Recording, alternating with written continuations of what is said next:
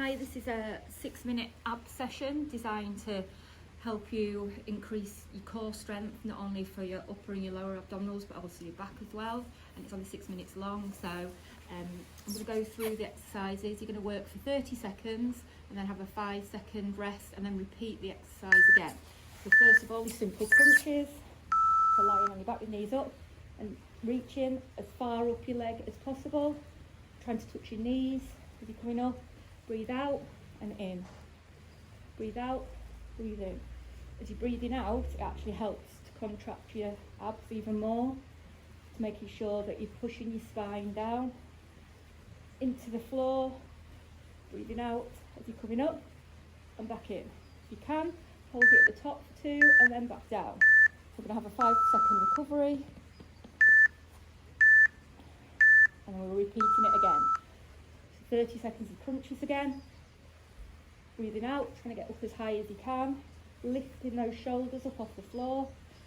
Breathing out, coming up. Really concentrating on the exercise. Try not to strain your neck too much. So we're working the upper part of our abs by doing this. Okay, next we're going to work our lower abs. So put our hands underneath, we're going to scoop the sand.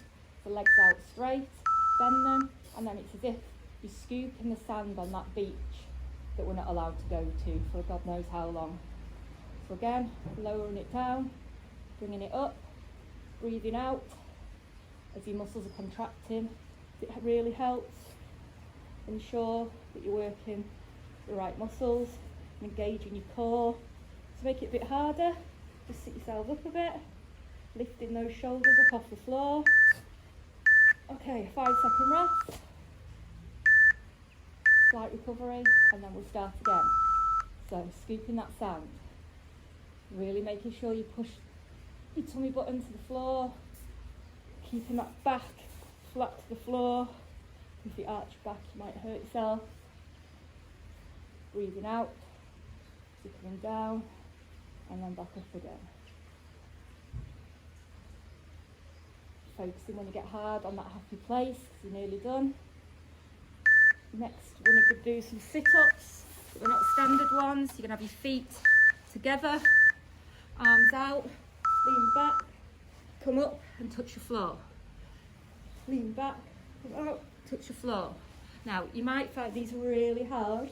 I know I did when I first started doing them, because what I tend to do is I use my legs a lot to do my sit-ups. I'm doing it like this, with your feet touching each other, actually ensures that you're engaging your core rather than concentrating on your legs.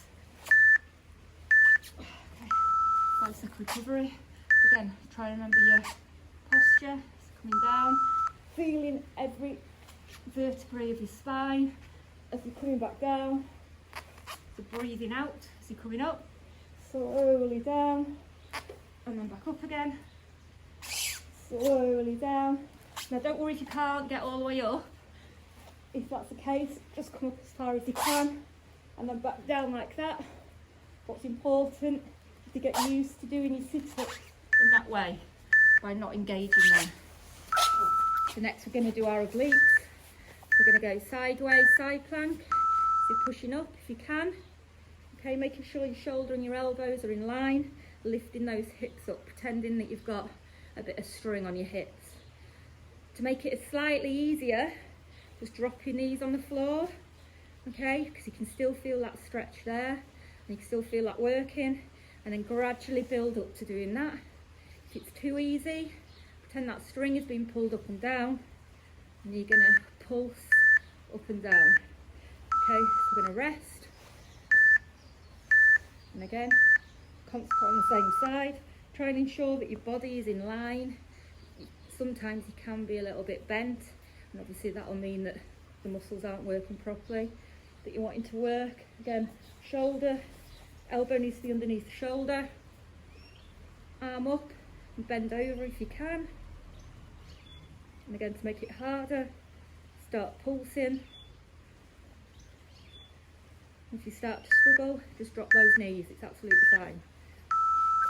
Okay, so we've done one side, Switch over to the other. Again, pushing up, holding it.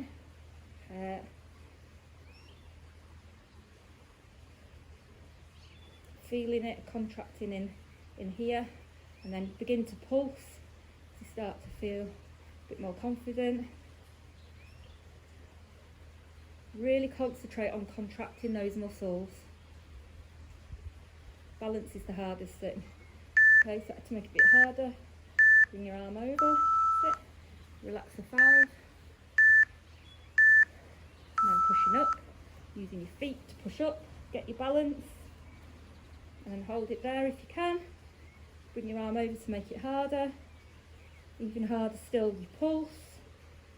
Okay, but if you've just started doing stuff like this, okay, popping your knee down and holding it there, you can still feel it.